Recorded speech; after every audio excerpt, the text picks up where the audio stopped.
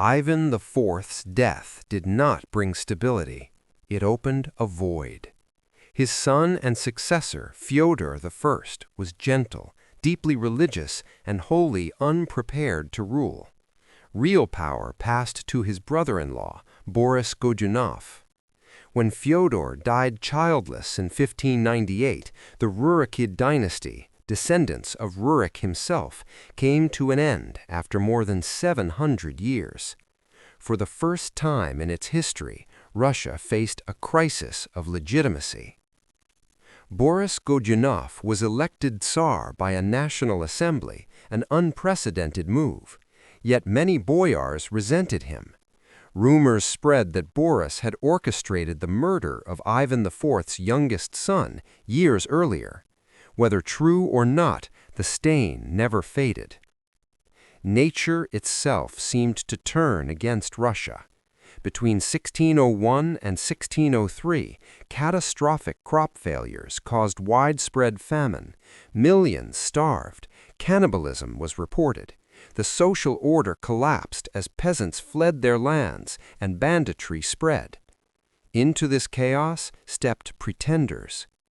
In 1604, a man claiming to be Dmitry, the supposedly murdered son of Ivan IV, appeared with Polish backing. Known to history as False Dmitry, he marched on Moscow. Boris Godunov died suddenly the following year, and Moscow opened its gates. False Dmitry was crowned Tsar, but his reign lasted less than a year. His Catholic ties, foreign supporters, and disregard for Russian customs enraged the elite.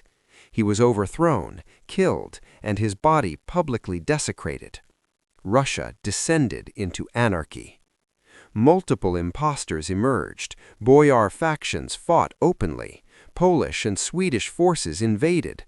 Moscow itself was occupied by Polish troops. The state effectively ceased to function. This era would become known as the Time of Troubles. Yet, resistance formed from below. In 1612, a volunteer army led by merchant Kuzma Minin and Prince Dmitry Pozharsky marched on Moscow. Ordinary Russians, peasants, townspeople, clergy joined together. The Polish garrison was expelled. For the first time, popular mobilization saved the state. In 1613, a new National Assembly convened. They selected a 16-year-old boyar named Mikhail Romanov as Tsar. His youth and lack of enemies made him acceptable to all factions. The Romanov dynasty had begun. Mikhail Romanov inherited a devastated land. Cities lay in ruins. The treasury was empty. Borders were insecure. His early reign focused on survival rather than expansion. Over time, stability returned. The Romanovs restored central authority, strengthened serfdom to stabilize agricultural production, and reinforced the alliance between throne and church. By the mid-17th century, Russia resumed expansion. Its gaze turned eastward, beyond the Ural Mountains.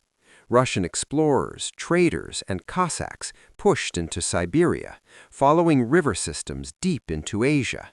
Forts were established. Indigenous peoples were subdued or coerced into paying tribute in furs. By the end of the century, Russia had reached the Pacific Ocean. This expansion was driven less by ideology than by opportunity. Siberia was vast, sparsely populated, and rich in resources. It transformed Russia into a continental empire.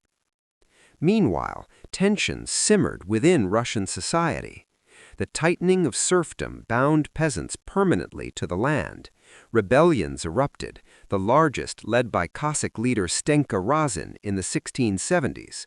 Though ultimately crushed, these uprisings revealed deep social fractures. The Orthodox Church also faced upheaval.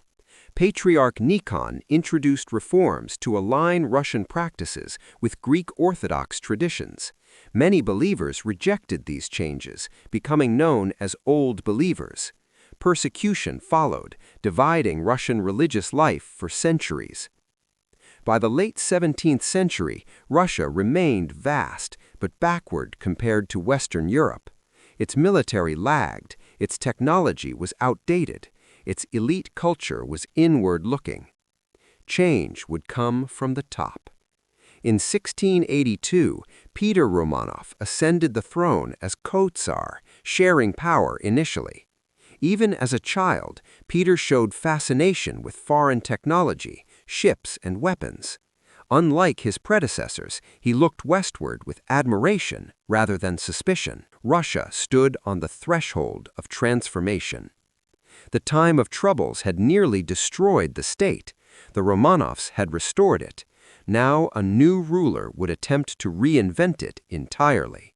The age of imperial modernization was about to begin.